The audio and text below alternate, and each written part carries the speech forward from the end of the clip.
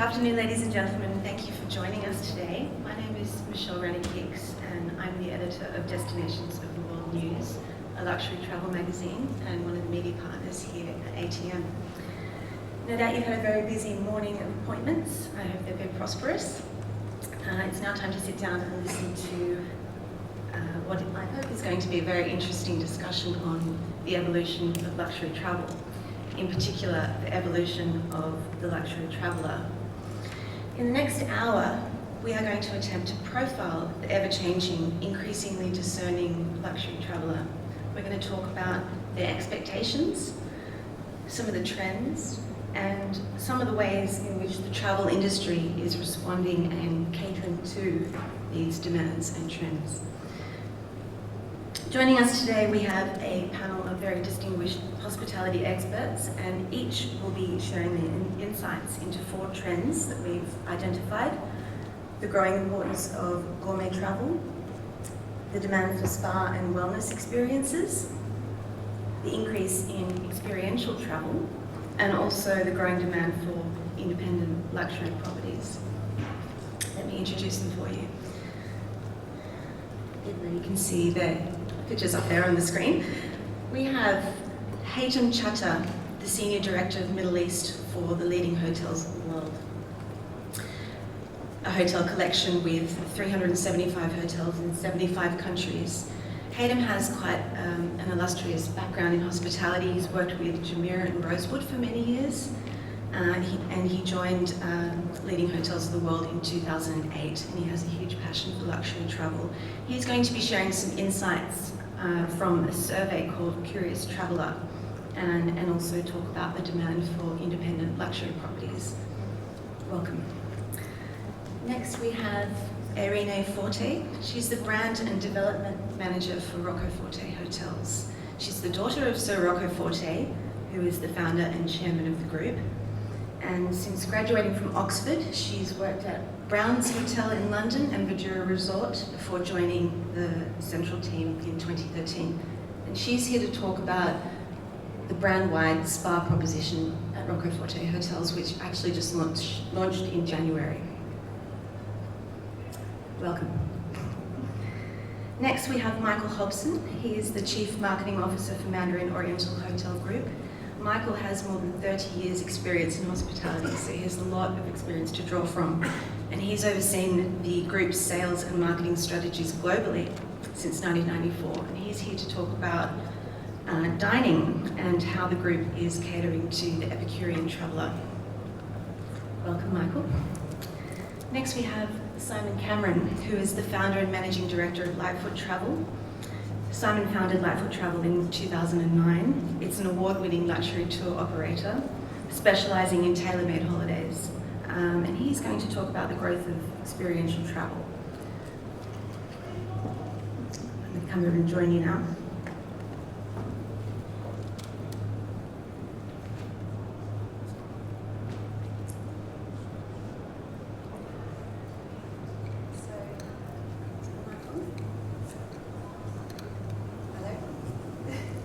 It is? Good. Okay. So to start with, I'm going to start with Michael. And I'd like you, first of all, to maybe give us a little introduction into Mandarin Oriental and the group's expansion into this region in particular. Yes, we're a group that started in 1963 with the Mandarin in Hong Kong, followed in the early 70s with the Oriental in Bangkok. And it took us, I think, until the 80s to bring those two names together to become Mandarin Oriental Hotel Group, with a few other hotels such as Jakarta, Manila, Macau. And I suppose our global expansion didn't really get going until the late 90s when we began our projects in London, in Hawaii. We operated in San Francisco at that time. And we purchased a small hotel group in the year 2000 called the Raphael Hotel Group. And we then rebranded many of those properties, not all, we sold a couple.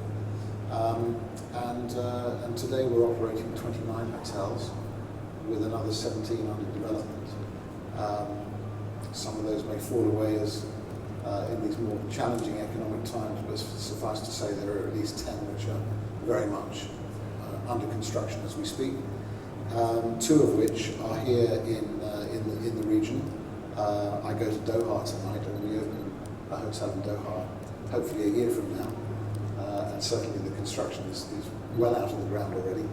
And so that's Doha in a year. And then Dubai, I'm hoping will be open in 2017, but I have a feeling that it'll tip into 2018. We've got a lot to look forward to then. Thank you. Particularly for anyone who's interested in gastronomy. Now, Mandarin Oriental has 11 Michelin-starred restaurants in the group's portfolio, which is a total of 16 Michelin stars. That's more than any other hotel group in the world, which is quite a feat, and such an evolution in the hotel restaurant dining scene. How did this all come about? I think we've always had a focus on food and beverage since the very beginning. And if you go all the way back, the best dining to be had in many cities, particularly in Asia, given that we were predominantly an Asia-Pacific hotel group, the best dining was to be found in hotels, generally speaking, generally from a Western perspective, I suppose it's fair to say. And of course that changed over time with the advent of freestanding restaurants. And so over the years, we've had to compete with some very good offerings locally in our respective markets. Back in the early to mid-90s, we had an executive chef of a hotel we were managing in London that our parent company owned, which was the Ritz Hotel in London. And we had an executive chef there, David Nichols, who has subsequently become our group director of food and beverage. And David is very well connected in the celebrity chef world. And we started with chef names such as Pierre Gagnère, Daniel Boulou, Heston Blumenthal, and more recently with people like Gaston Courier in Miami. And David has been able to persuade, through his connections, these chefs to open restaurants within our establishments. And I think that's provided perhaps some excitement within the food and beverage world, typically that you don't typically find in hotels. And I think there's been a bit of a move towards more casual dining, actually, but done with some excitement and a bit of a twist. If you take Heston Blumenthal in London, we're serving almost 300 covers a day there, and yet there are no tablecloths on the tables, and the average check is a very reasonable one. So I think people are prepared to obtain good value for something a little bit different. I'd also like to ask you what sort of value collaborating with a Michelin-starred chef brings to the group, because I'll give you one example. When René Redzepi did his Noma pop-up at Mandarin Oriental Tokyo, Yes. I mean, that must have generated so much publicity. Well, we had, in a 6-week period, we had 74,000 inquiries. And of course, we could only accommodate very few of those. It brought us enormous publicity. And it was more word of mouth than anything else. But I should also quickly, I want to add that, we've bred our own celebrity chefs in their own right. People like Richard Eckerbus in the landmark Mandarin Oriental in Hong Kong, who's garnered 2 Michelin stars on his own. Uwe Opulent in the Mandarin Hong Kong has garnered 3 Michelin stars in 3 respective restaurants. And so it's not just about celebrity chefs, but I think we've added a little bit of excitement to some of our own operations. And so the mix, I think, has been quite pleasing. Sort of breeding ground for nurturing young chefs. Indeed, yes. Thank you. So what about any more one-off experiences like the René Redzepi? Is this the standard that hotels need to be trying to get to, bringing in big names like that? I think it's dangerous sometimes to put pressure on oneself and also on the hotel operations themselves to set such lofty goals as achieving 1, 2, 3 Michelin stars in various destinations. I do think that there are, as we've proved with working with René with Noma, there are opportunities for to do pop-up restaurants from time to time, and we've achieved that elsewhere in the group. In the landmark Mandarin Oriental in Hong Kong, we brought out actually a bar concept from New York called PDT, which is Please Don't Tell. But that was absolutely packed out for about a month that we were there, and it was all based on innovative cocktails together with with dining such as actually gourmet hot dogs, if you can believe it, and those two things going together. So I think there are opportunities. You don't necessarily have to stay with one concept. You can use the opportunity of pop-ups from time to time to create a calendar of excitement throughout the year. Now, can you give us any more insights into the mindset of the luxury hotel guests? Are they becoming more discerning? Are they expecting this sort of high caliber gastronomy when they stay with hotels? I think there's a lot of choice out there, and so you have to break through that clutter. But I don't think it necessarily has to be fine dining. At the end of the day, people are looking for experiences, and they're looking to be able to go back and tell their friends and family, and to be at the next dinner party and talk about the experience that they had in La Mar in Miami, or the experience that they had in Noma in Tokyo, or that which they experienced in Heston Blumenthal in London, etc. So I think it's about sort of trying to create the word of mouth. And I mentioned earlier that it doesn't, in fact, typically it's not fine dining. I mean, we probably get more word of mouth coverage on concepts such as Barbaloo in London, which is incredible value for money.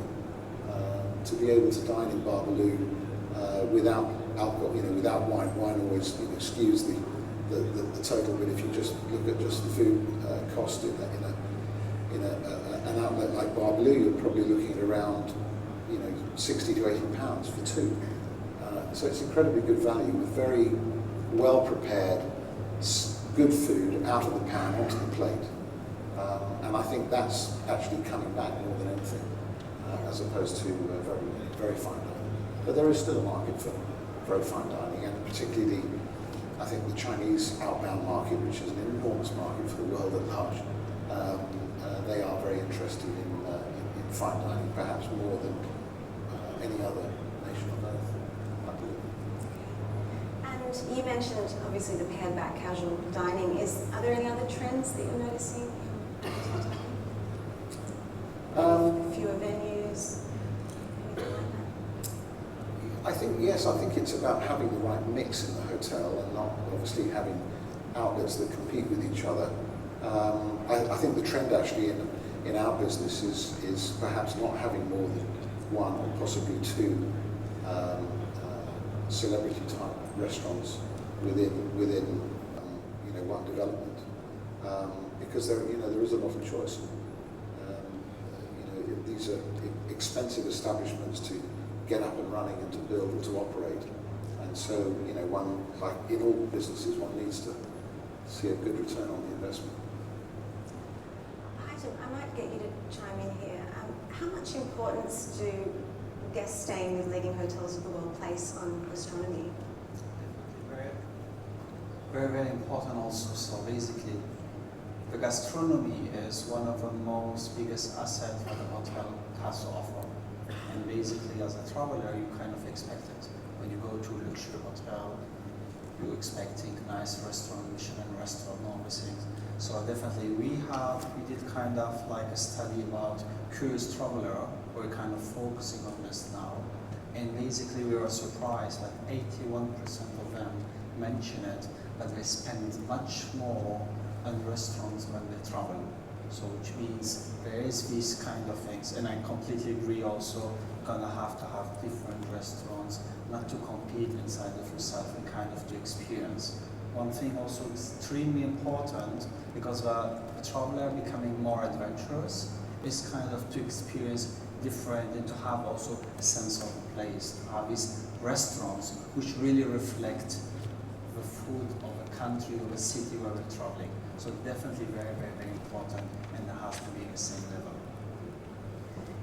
Hey, Rena, I might ask you a question here, because along with offering fine dining and a mix of restaurants on site, guests are also wanting to look after their health when they're away. And I'd like to ask you about Roquefort Nourish. Yeah, so as part of our new Rocoforte Spas concept that launched in January, we also launched a notion called Rocoforte Nourish. Now this is kind of our healthy food offering that touches all the various touch points in our hotel. So it's available in in-room dining, in our outlets, in the spa. We also offer a healthy minibar option for guests that want it on the booking engine or once they arrive. And we offer a Nourish corner at breakfast, so on the buffet, a healthy option. Now, with the outlet menus, we've partnered with local nutritionists and healthy foodies to really create these menus, such as at Brown's, our hotel in London. We partnered with someone called Madeline Shaw, who's just launched the menus there.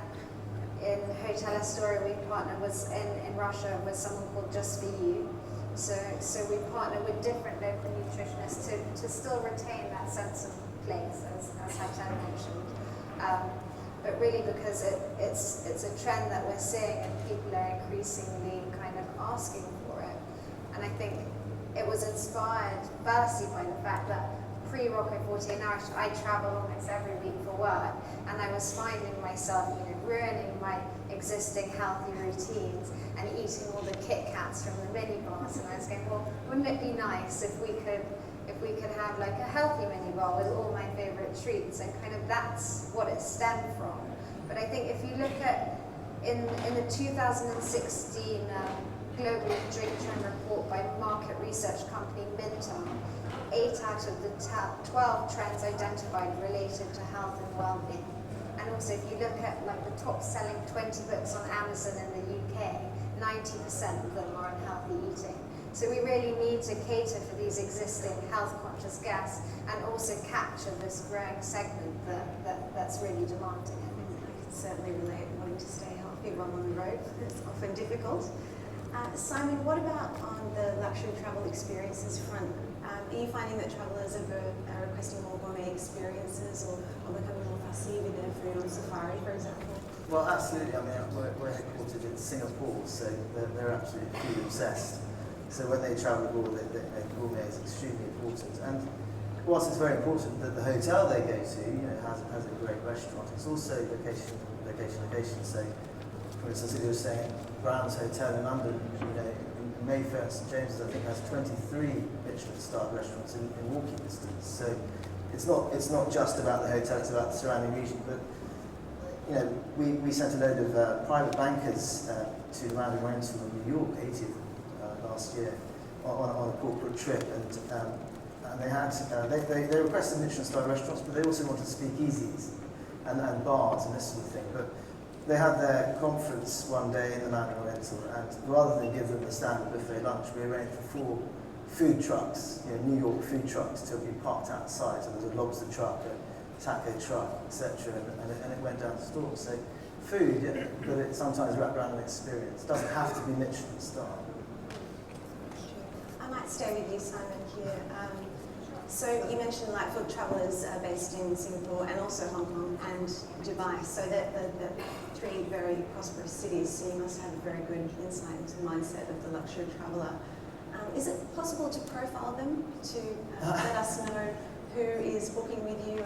Our clients are very diverse bunch of clients, lots of C-level executives, sort of mid-40s upwards, who value their short time they get to spend on the holidays with their families and prepared to spend time and money to go to the right kind of places. But also, young internet entrepreneurs, socialites, royalty, and everything between honeymoons. So it's a complete, and also the grey nomads who have more time on their hands and perhaps have well travelled anyway and looking to go further afield. So it's a very diverse client base. And are you noticing any trends, say, for example, with destinations? Are there any new or emerging destinations that... Well, I mean, for us, from Singapore, Hong Kong, we're seeing a lot of going further afield, to places like Latin America, to Africa, to Antarctica, and places like this. I mean, particular countries, there's certain trends. Recently Cuba, Myanmar, Colombia, Iran, getting requests for people to go to places which weren't so easily accessible recently.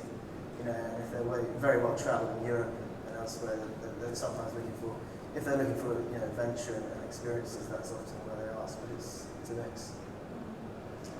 I would like to ask you about experiential travel because that seems to be a huge trend at the moment. People don't just want to go and sightsee, they want to immerse themselves in the culture. Are you seeing more luxury travelers wanting to take these types of trips and experience local culture? Yeah, absolutely. It's a huge movement. Again, it's about going to the further film destinations, and we're seeing that with our client base. But it depends where from. So, for instance, our clients are a mix of international expatriates and locals. So, to give an example, if you've got some American executive posted to Hong Kong for 4 years, he's likely to want to experience the whole of Asia, go to Bhutan's, China, Indochina, Myanmar, and all the rest of them. Whereas our Asian clients tend to not want to go to Asia because they've been brought up there. They know they want to go to Europe and again, further from destinations. So it really depends on the nationality of the client and where they're from. And how is Lightfoot adapting to these new changes? What are you doing if, say, for example, you get a client who wants to go to a destination that you don't know anything about? What do you do? Well, we cultivating relationships, investing in technology is what we really do. So we send our people off to all these destinations. So we don't ever sell a destination we haven't experienced ourselves. So at this time I have one guy up the Amazon somewhere, I have another guy in Sicily, and we're always out there exploring and meeting, seeing and visiting the hotels, which is extremely important, building our relationships with those and the sales directors and the managers and everything like that, but also the experiencing what it is to go shopping in that market, outdoor or whatever it is. And so by doing that, we're able to sort of go to clients with first-hand experience, which is often what they want. Because you go on the internet and you just get bombarded by beautiful imagery and you don't quite know what's what. And then in order to relay all this information that we gather on behalf of our clients, we recently started our own online content magazine, which allows them to sit there when they're browsing, waiting for their fifth biggest flight of the week, in the dreaming phase of their next holiday, where they're going to go.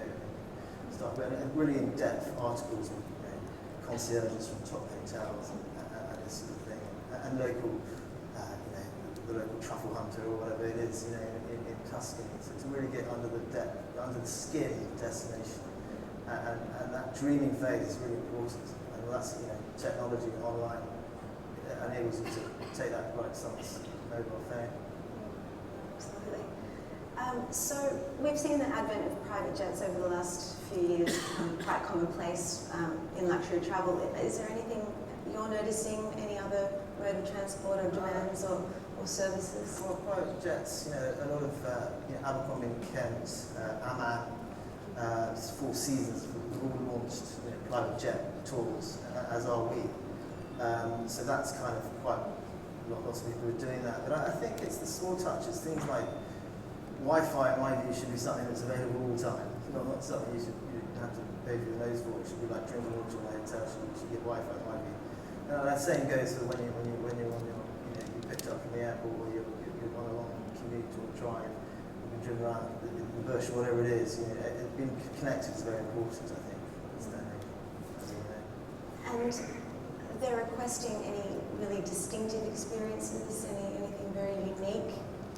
Absolutely. Well, every client of ours is unique. So firstly, we try and find out what it is they are interested in. Is it art?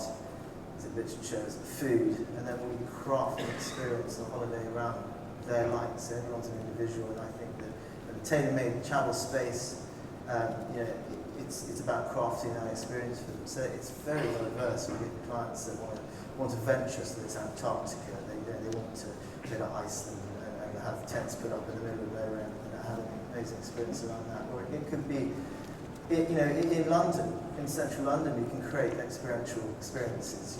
Again, the luxury quarter in London, where Mayfair, St James's, there's just so many amazing craftsmen, fashion designers, celebrity chefs that with the right contacts, you can arrange for behind-the-scenes, face-to-face experiences that you can't get by just walking the street. So experiences are not just about going to to the Amazon and Africa, savannah. It's also about what you can do in cities. I was having a similar conversation with Hatem earlier about these sorts of experiences and services that hotels can provide that you couldn't get elsewhere. And you were giving me some fantastic examples of one of the concierges. Can you share that with us? We call them generally experiences that money can buy. So, and we had a lot, so I'll just give some of the example. For example, Badrogas, one of our property, a young group of Kuwaiti guys wanted to have a ticket at the last minute for a nice football match in Munich. So everything was blocked, nothing, and so the concierge could manage to get a ticket, to block a private box for them, go with them privately, drive them to Munich to a football match, come and take them back. So these are the kind of things sometimes money can buy. Other examples also, in the Middle East, you were speaking a little bit also about a destination and the movement on the things. In the Middle East for many years, we had like what I generally call comfort zone. It used to be Paris, London, Milan, Rome. So we knew the destination. We did a lot of royal families. So we knew that His Highness will be taking the suite in Paris for 3 weeks with a couple of rooms, the junior suites and all these things. So we kind of had these bookings closed 1 month before he will go back and stay there for 3 weeks. What you kind of see now as a trend is completely moving, so they're becoming more adventurous. No more comfort zone, and even if the comfort zone is still there, they're just like the first destination where they land. They'll go for example to Zurich, yes, for 5 days, and after they will go to Madragas to have some spa, some regeneration, and to go to Bern to see a completely different city. So these adventures, people that you can see is really something which is interesting for us. One of the nice experiences also that I wanted to share and combining it also. So one of the main destinations what we had for honeymooners in the Middle East was a classic destination, obviously, to go to Maldives, to Bali and all this. Now we had one of the royal families and came, no, I want completely something different. So what we did, we decided, I had a chat with it, Your Highness, what about South Africa, Johannesburg? Go to Johannesburg, we combine it with a camp reserve, and then you can see some animals and all these things. Very excited and all these things. Yes, Hatem, we want something special. Picked up the phone, wanted to handle it personally, spoke to George, General Manager of Saxon, tell him, George, this is His Highness, he's a honeymooner, and I want to take it personally. Hatem, not a problem. I'll have my Director of Romance handling. I said, what, George? I know Director of Communication, Director of Reservation, of Sales, but the Director of Romance, which was, he told me, no, Hatem, she's a Director of Romance, she can handle everything. She was coordinating the spa, even the smells. So the perfumes, they know coming from the Middle East, so they want oils, all the oils which has a flowerish, rosish taste and all these things. The food obviously was coordinated, the adventure, and this is what this is what really they like, and this is going out of the road, coming with something completely different. It's that standard of service that is obviously so incredibly important to luxury travellers. Can you share the story you were telling me about your suit? Because I find this is a friend, yeah. So this is a personal thing. So I was in a Faisaliya. When I go in a Faisaliya, they change my minibar. They make a minibar more healthier. They change my minibar. They add more Red Bulls because I know if I go back, I just need to drink a Red Bull and go for a next meeting, because we do a lot of meetings also over the night, late, with His Highness in the palaces and all these things. So I bought a new suit, and when, hi Mr. Chatter, is it a new suit? Yeah, congratulations. You want me to drop it in your room? Oh, thank you very much. Very kind. If you can, is this suit? And then the gentleman asked me, told me, is this suit for yourself? Yes, it's for myself. Okay, thank you. I'll come back to my room. So later, open, and I find that they tailored it, they closed it. They did exactly what I liked and all the things. These are the kind of surprises what we really like, because luxury hotels, is in abundance, let's say it. You have marble, you have large rooms, you have everything everywhere. But these are the small details which really makes the difference. And then we're also discussing there's a lot of things when they happen, they used to happen in the beginning, but later become as a standards. I know that all the luxury hotels, when they started, you have to call all the clients by its name. If it, good morning, Mr. Charter, good evening, Mr. Charter, everybody knew your name. And then what happened, these kind of things becomes as standards, and then we get used to them. If I go to Mandarin Oriental, they'll call me by my family name in the Four Seasons and any leading property, and then when you have standards, we get used to them. So we as curious traveler, we are part of it, we all the time look for something new, kind of to surprise us, and we like to be surprised, really like to be surprised. Can you share some more insights from that study, The Curious Traveller? So, absolutely. One of the main important things for the study, and I think this is what really kind of really attracted my attention, it's when we travel, we want to come back with memories. The memories are the main important thing. And the memories doesn't come out of the luxury hotels, it doesn't come from the amazing lobby or the chandelier or the furniture that you saw. In fact, the memories come when you kind of have these kind of small, different experiences. When you travel, you see different cities, and when you see the culture, these kind of things are the things that you take back to us. A lot of people generally tell me, haute in the Middle East is very important, how can I influence it? I said, just create a memory, just create a memory, because they will go back, royal families in generally go back, they have a majlis, they sit and they discuss.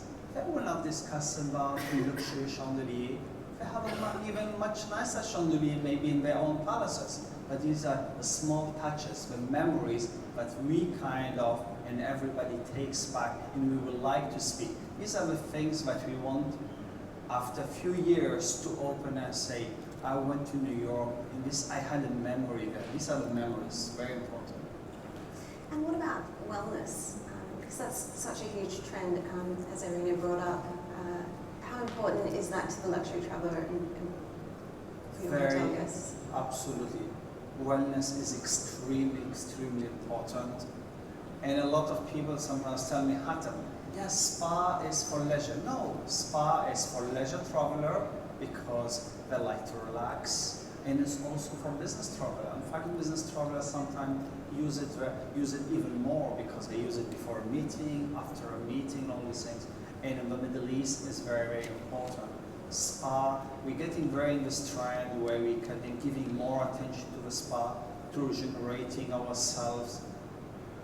I'm mentioning in Badragas where, for example, they do this tailored program for slimming, for better health, so where you kind of have all your diets and kind of give your lifestyle, even to help us to get this better lifestyle, to regenerate ourselves, to try to stay a little bit younger. So very, very important, and it's not a plus, I think it's a must. Everybody almost expects it.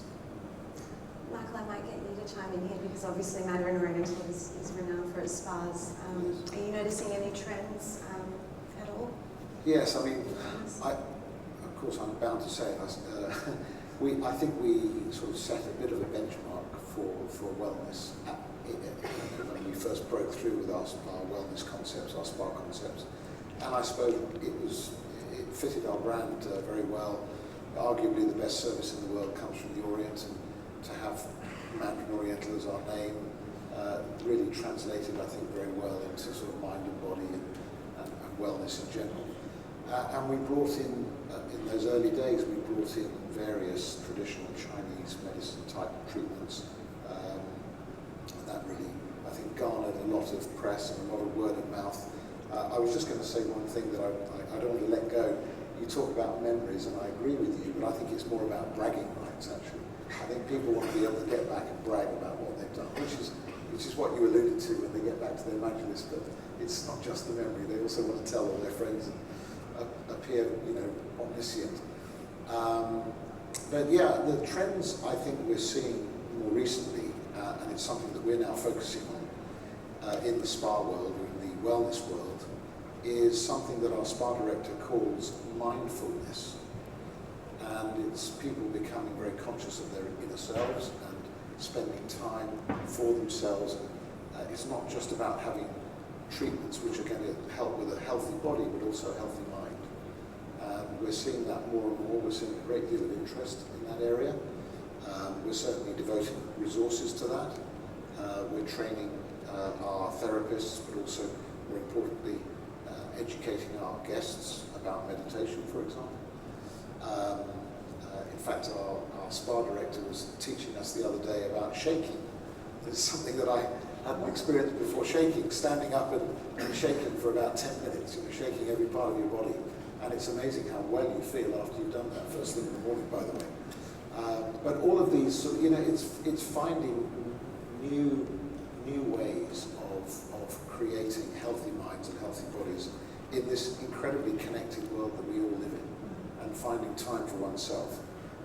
And I think if you can help guests feel really well, then you've really contributed something, and you're spoken about, and you become an interesting place to visit. And it creates that memory. I'll hand over to Arina now. So you spoke earlier about Nourish, and that's just one element of Rocoforte's brand-wide spa proposition. Can you tell us what inspired this spa proposition? Well, I think it's again the fact, as we've all been discussing, that we're kind of going through a wellness revolution in a sense, and I don't think it's really going to go anywhere.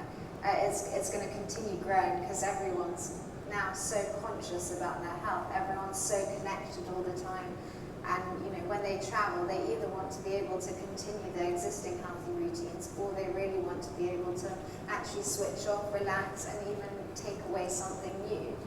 And I think with the spas concept that we've launched, it's not just about limiting it to the spa, because I think everyone's now so educated on well-being and what they can do and doing things. It's about doing things also outside of the spa, things that are available kind of at every touch point in our hotels. And that's kind of how I develop Rocoforte spas. So it includes Rocoforte Nourish, which is the healthy food offering that I discussed. It includes Rocoforte rituals, which are our signature rituals carried out in all of our spas with local touches for each spa, and they're carried out with a new organic product line that we created called 40 Organics, which is made with ingredients that we grow at our resort, the Dora Resort in Sicily. And then there's Rocoforte Fitness, which again is not limited to the gym, so there's a lot of elements of uniting fitness and culture with sightseeing running, sightseeing cycling. There's also obviously the mindfulness part, yoga, meditation, Reiki, all that side of making people really kind of feel better. And then at the Dora Resort in particular, because it's our only resort in the group and the rest of our hotels are city hotels, we also have Rocoforte Health, which are our 5. We do 5 health-focused programs around slim, detox, anti-age, relax, and fit. So I think it's about allowing guests to take parts that they want, or the whole, but really making it available kind of at every touch point. And it's not just, I think, about the spas anymore and limiting it to the actual physical spa space. Were you getting feedback from guests saying, we'd like this, we want this spa experience, I want something more than a massage or a facial? Well, I think what we found is that everyone's now so well educated in the area of well-being, in the sense that everyone has amazing classes on their doorstep, gyms, places where they go to eat, nutritionists that they see, other kind of healers that they see. So everyone has a bit more of an idea on already what they want. So you need to be able to offer that, and then you hope that the guests will also then be able to take something new from their experience with you. I'd like you to tell me a little bit more about the sightseeing running, because that sounds fascinating. So I guess, as I just said, we didn't really want to limit fitness to our gyms. We really have tried to kind of unite culture and nature with fitness. So giving guests something new and different. All of our hotels, we really we really focus on the fact that we're authentic to the location. So, and that we're really individuals. So we want guests to experience the city that they're in, and that gives them a different experience to, say, going to a gym in their local town or doing a class in where they live. So it's about giving them new and different experiences. At Hotel de Rome, our hotel in Berlin, we also offer rooftop yoga in the warmer months so guests can see views of Berlin. At Verdura Resort in Sicily, we have cycling and running trails that meander through our olive and lemon trees. And then I also spent about 6 months exploring all these trekking routes outside of the resort to create these amazing trekking itineraries which really uncover some kind of unseen, ruins around Sicily, which is really kind of breathtakingly beautiful. So yeah, it's about doing things a bit that kind of are authentic and a bit different, that again people will then go home and talk about. It's a lot further than simply providing a fitness room in a hotel, isn't it? What about, speaking of fitness, what about back label? Can you tell me about this as well? Because I think this is quite an interesting concept for luxury travellers who need these sorts of facilities and offerings. Yeah, so back label are actually an Italian company that does organic clothing, so loungewear, and actually they're in a lot of luxury hotels. However, they've never done a fitness clothing line before because of the difficulty of getting that same stretch material as latex and polyester in a natural material. So they finally sourced the right material, and we partnered with Back Label to create a bespoke fitness line for us, which is launching in September. And again, I think increasingly people are so conscious about kind of the creams that they're putting on their skin, and that it's natural and organic. And I think it's a trend that we're going to start seeing, that people are really conscious about actually what they're wearing on their skin, particularly when they're exercising, because they're sweating more. And I don't know, I think it would seep through more in my head, but I think people are increasingly going to start becoming conscious about that. We'll move on to another trend. We've discussed how luxury travellers are seeking cultural immersion, wanting to connect more deeply with their destination, but it seems you can also do this in a spa environment. Yeah, well, so, I mean, as I've said, all of our hotels are really authentic to the location, so we didn't really want to lose that in our spas, and we don't have the same kind of Asian heritage as Mandarin Oriental, so we thought, well, let's be authentic to the location in our spas. So whilst we have the same Rocoforte rituals, for instance, carried out in all our spas, they have strong local accents. So for example, in Sicily, we use Sicilian tiles for the products. We decorate the room with citrus fruits. All the water has citrus fruits. The scent is a citrus scent. A bell made from a nearby bell foundry, a famous bell foundry near us in Sicily, is rung to mark the beginning and the end of the treatment. The bed is covered with lavender. We have a bed cover which is a Sicilian print tile. So that's just an example. Then with Forte Organics, obviously it's available in all of our spas, and it has a strong Sicilian element.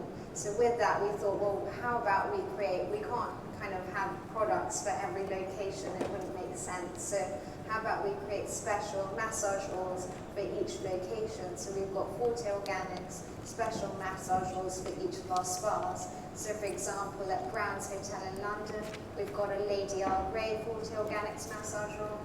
At Villa Kennedy in Frankfurt, where it's quite hard to find a theme there, they're obsessed with green apples, so we've got a green apple massage oil.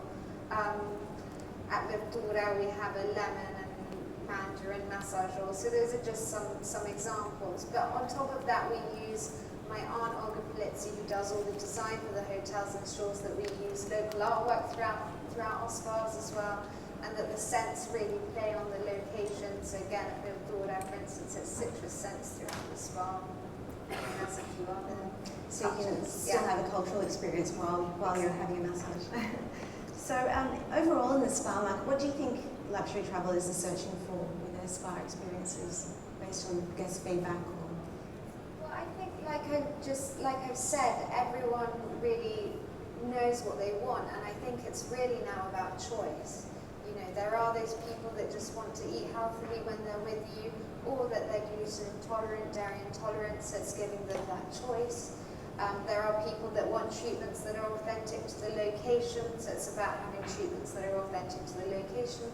But there are also people that want treatments that, you know, they can relate to with their culture, so you have to have a variety of different massage treatments. I think also, you know, certain people want to work out in a gym, certain people want to work out in the privacy of their room, so we have rolling gyms. Certain people want to experience the city when they work out, certain people want personal training, others want yoga, Pilates, more meditation, more spiritual things. So it's really about being able to kind of offer, you know, a variety. I think also with products, it's really important to have an organic, natural product, because people are really increasingly, you know, saying that that's really what they want. But then there's a different market that actually they want to know, they want to have a really high-end luxury brand that they recognize. So in our spas, we have Haute Organics, and then a high-end anti-age brand that people recognize, such as Swiss Perfection, Carita. So I think, yeah, it's just about choice and catering for all the different requirements. What about catering to this market in particular? Families from the Middle East who are going to spas, women want to be separate from the men want to their own area. What about that? I mean, we're opening a hotel in Jeddah in September, and of course there's a male and female separate spa. For our other properties, we haven't really been able to do that, but with the in-room treatments and specific massages that these kind of clients want, also they prefer the high-end luxury brand that they recognize to the Forte Organics. They also prefer kind of actual personal training in their rooms rather than in the actual gym. So again, it's just about choice, I think, and having certain things that you know that work for this market. Okay, well, I think we're almost out of time. I think we could talk on this subject for a long time, but thank you so much for joining us this afternoon. Thank you very much for being here. It's certainly clear that today's luxury traveller is keeping the industry on its toes, and what seems to be most apparent is service needs to be up here across all areas of hotels and experiences. So if you could all join me in saying thank you to our panellists for being here this afternoon.